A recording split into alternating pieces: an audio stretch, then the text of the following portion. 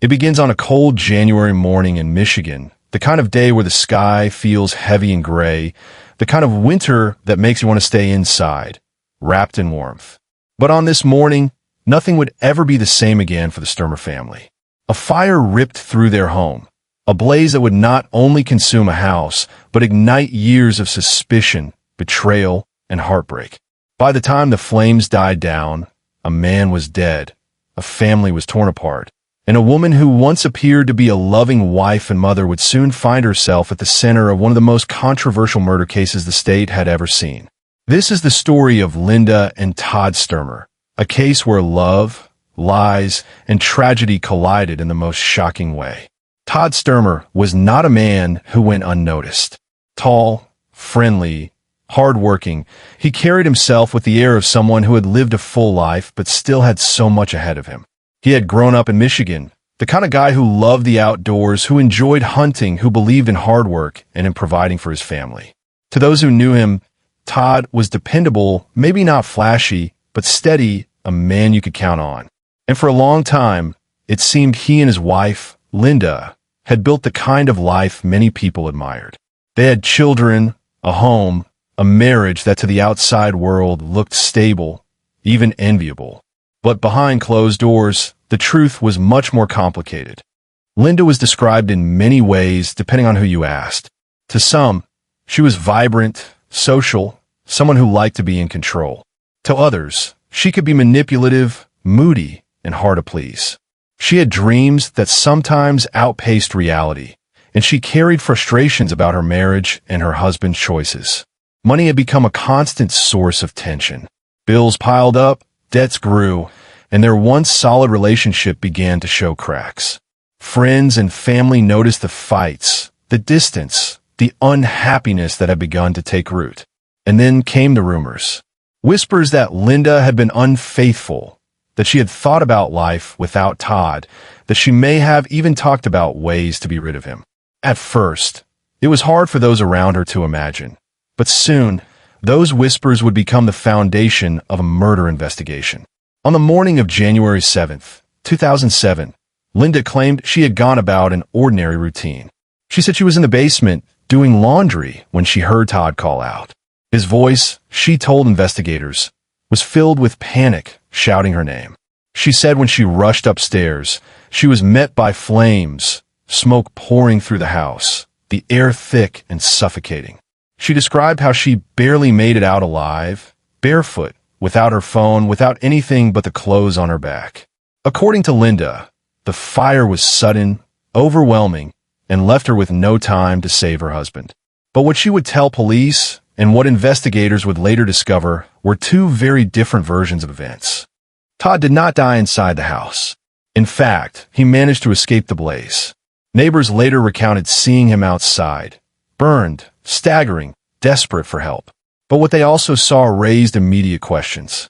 Todd's body was discovered near the family van, and investigators determined that he had not only been burned, but had suffered blunt force trauma consistent with being run over. His injuries were not simply the result of a house fire. They were something far darker. The medical examiner would later conclude that Todd died from a combination of smoke inhalation, burns, and blunt force. That blunt force, prosecutors would argue, came from Linda herself. From the start, investigators began to piece together a narrative. They believed Linda had drugged Todd with horse tranquilizers, doused him in gasoline, set the fire, and when he tried to escape, ran him down with the family van. It was a story that sounded almost unbelievable, the kind of thing that seemed more like a movie than real life. And yet, prosecutors insisted they had evidence to back it up.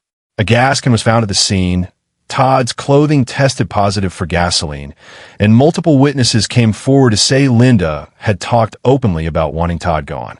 One coworker claimed she had mused about different ways to kill him, even mentioning the idea of burning the house. Her own sons, Trevor and Trenton, would testify that on the morning of the fire, their mother insisted they leave unusually early, pushing them out of the house in a way that felt intentional. To them, it was as if she wanted them gone before something happened. But if prosecutors painted Linda as a cold-blooded killer, the defense fought back with equal force. Linda's attorney argued that the state's case was built on circumstantial evidence, speculation, and unreliable witnesses. There was no scientific proof, he claimed, that the fire had even been intentionally set. Fire experts, he said, could not definitively call it arson. And as for Todd, the defense floated an alternative theory, that he may have set the fire himself. Todd, after all, had a history of financial troubles. There had been whispers in the past about suspicious fires connected to his struggles. Was it possible, the defense asked, that Todd had lit the blaze in some desperate act, only for it to spiral fatally out of control? They suggested that Linda had been a scapegoat, an easy target for investigators looking for someone to blame. The trial was explosive. Family members were divided. Trevor and Trenton, the sons, stood firm in their belief that their mother had murdered their father. They testified against her, their voices filled with the pain of betrayal, certain that she had orchestrated everything. Ashley and Brittany, the daughters, saw it differently. To them, Linda was innocent, a woman being railroaded by a flawed investigation. They visited her, supported her, and to this day, maintain that she could never have done such a thing.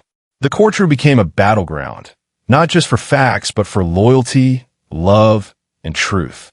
And in the end, when the jury delivered its verdict, it was devastating for Linda. She was convicted of murder and arson, sentenced to life in prison without the possibility of parole. For many, that seemed like the end of the story. Justice served, a killer put away. But Linda's case was far from over. While she sat behind bars, appeals began. Her legal team argued that her original trial had been deeply flawed, that her defense attorney had failed her in crucial ways. Specifically, they pointed to the lack of expert testimony on fire science. At the time of Linda's trial, arson investigations often relied on outdated methods and assumptions, many of which have since been discredited. By not calling an independent fire expert, her attorney, they argued, left the jury with a one-sided view of the evidence. Years passed, motions were filed, and slowly, momentum began to build. In 2018, more than a decade after the fire, a federal judge agreed.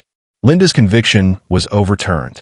After 9 years in prison, she walked free, pending a retrial. The reaction was immediate and polarizing.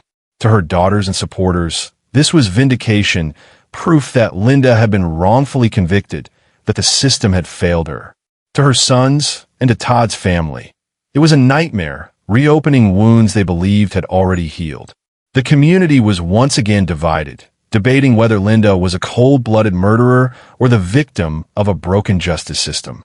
Prosecutors, unwilling to let the case go, announced they would retry her. And so, the battle began again, with the stakes just as high, the emotions just as raw. Through it all, one truth remained undeniable. The Sturmer family would never be whole again. Todd was gone, his life cut short in the most violent of ways. His children, once united, now lived in separate worlds, divided by their beliefs about what really happened that winter morning. And Linda, whether guilty or innocent, would forever carry the weight of suspicion, her name tied to one of the most haunting cases in Michigan's history. When you step back from the courtroom drama, from the evidence and the accusations, what remains is a story about the fragility of trust and the devastating cost of secrets. Was Linda truly capable of murdering the man she once vowed to love forever? Did financial strain and marital strife push her to the unthinkable? Or was she, as her supporters claim, the victim of a justice system eager for answers, willing to twist a tragedy into a conviction? These questions linger, unanswered, haunting not just those who knew the Sturmer family, but anyone who hears their story.